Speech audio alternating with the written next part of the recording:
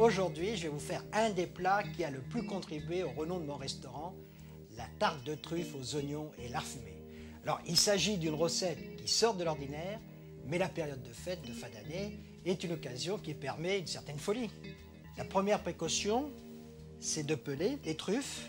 Alors bien sûr, on ne jette pas les épluchures, on les garde et on les hache. J'ai coupé les 2 truffes en lamelles très fines, les parures sont hachées, j'ai retaillé les lamelles avec un emporte-pièce de 3 cm.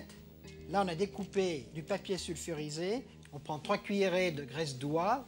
Sur une plaque, on graisse pour maintenir le papier. Avec une demi-gousse d'ail, on aille bien le papier. Une lamelle de truffe, un tout petit peu de graisse. On pose la partie graissée contre le papier. On graisse bien le restant du papier. On dispose 7 rondelles autour. Ensuite, on part dans le sens opposé. On graisse le dessus. Un autre rond qu'on graisse bien. Une plaque. Et on entrepose au réfrigérateur le minimum 1 heure. On prend 3 feuilles de pâte à filo. On beurre et on recouvre d'une 3e feuille. On ne beurre pas. On découpe la pâte qu'on avait entreposée au réfrigérateur le temps que le beurre se solidifie. On les glisse entre 2 feuilles de papier sulfurisé. On repose dessus une autre plaque. On glisse dans le four à 180 degrés, 10 minutes. Alors dans les 3 cuillerées de graisse d'oie, j'en prélève une bonne et demie, 200 g d'oignons, une demi-gousse d'ail, une petite pointe de sel, un petit peu de poivre.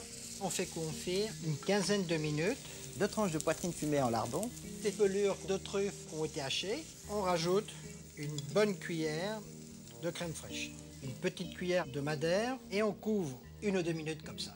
On tapisse les fonds d'oignons avec le lard fumé et les truffes hachées. On prend les truffes qu'on retourne dessus. On les glisse dans le four à 250 4 minutes. Et on glisse sur les assiettes. On les parsème d'un petit peu de fleur de sel, un tout petit peu de poivre dessus.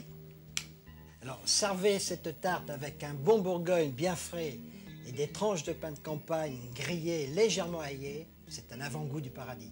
Au revoir et bon appétit bien sûr.